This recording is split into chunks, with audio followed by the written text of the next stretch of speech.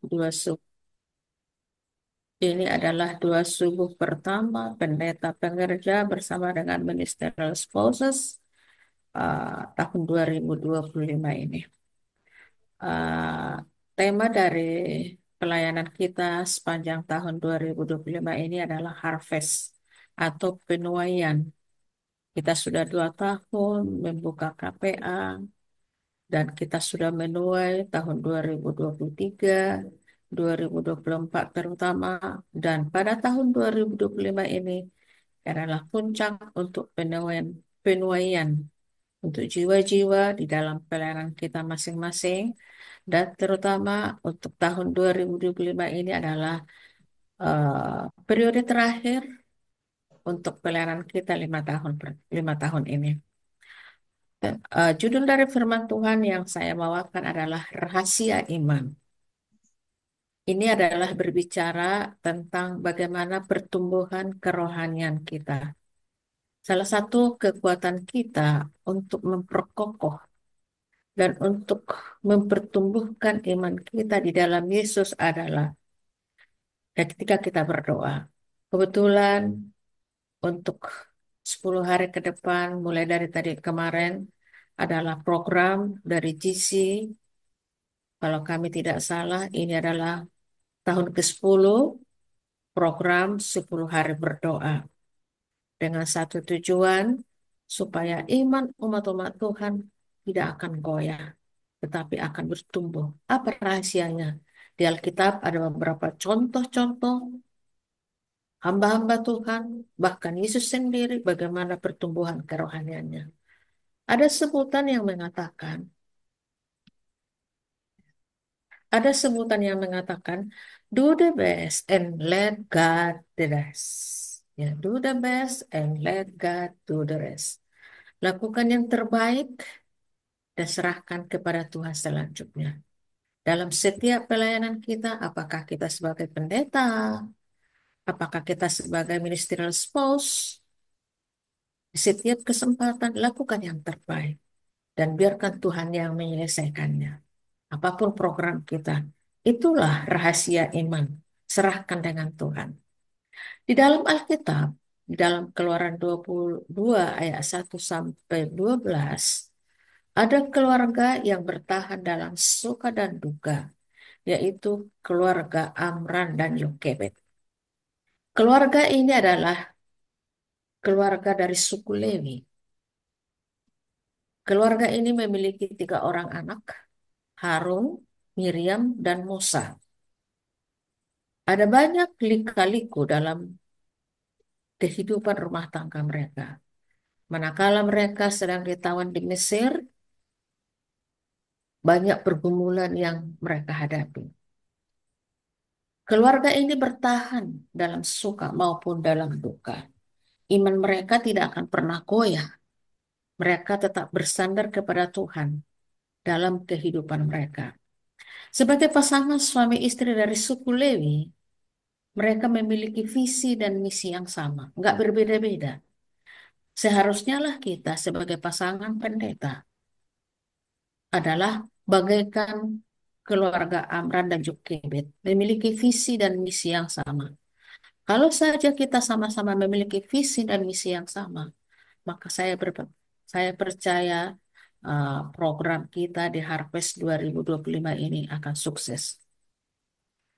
Mereka memiliki 3 orang tadi anak, oleh karena didikan mereka yang sama sebagai pasangan suami istri, maka ketiga anaknya itu menjadi pemimpin dalam perjalanan bangsa Israel keluar dari tanah Mesir menuju tanah Kanaan.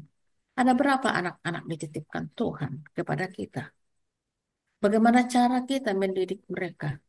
Adakah kita bisa seperti Amran dan Yokebed mendidik anak-anak kita di dalam teladan iman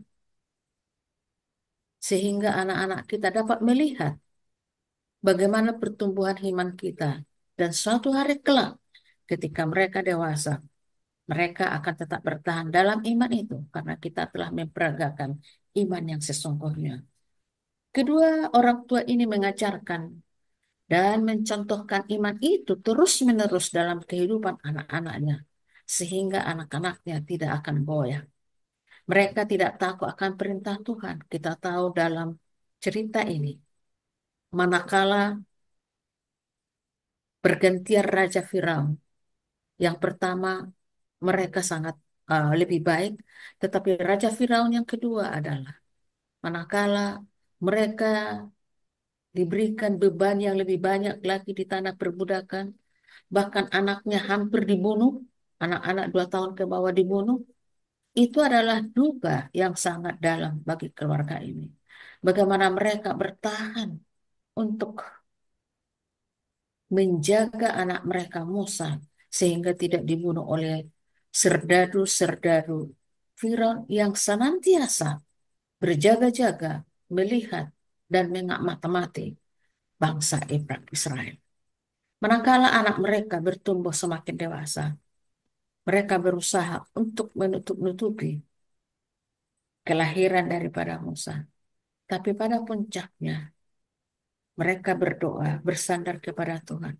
Duka mereka, pergumulan mereka diserahkan kepada Tuhan.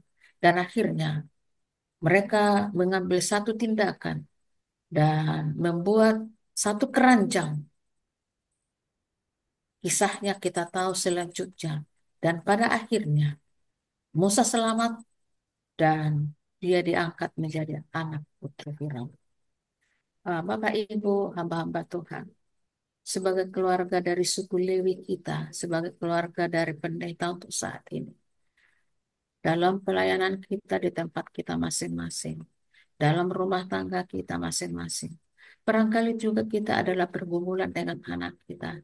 Tetapi ingat, kalau saja Amran dan Jokebed diberikan Tuhan hikmat dan kebijaksanaan kepada mereka, mengandalkan Tuhan dengan iman mereka, maka solusi akan datang di dalam pelayanan kita. Anak-anak kita akan ditolong oleh Tuhan. Ada beberapa contoh di dalam Alkitab. Kriteria jenjang-jenjang kehidupan mereka sebelum mereka didudukkan di satu-satu kehidupan. Yang pertama Daud. Kita tahu Daud adalah kurang diperhatikan oleh orang. Dia menjadi seorang gembala dan prosesnya setelah gembala. Dia dari gembala, ketika dia gembala prosesnya itu ada banyak pergumulan sementara dia di padang menggembala. Dan pada akhirnya dia diangkat oleh Tuhan menjadi seorang raja. Yang kedua Yusuf. Coba kita lihat jenjangnya. Yusuf anak kesayangan bapaknya di dalam keluarganya. Tetapi dia berubah drastis turun ke bawah menjadi seorang budak.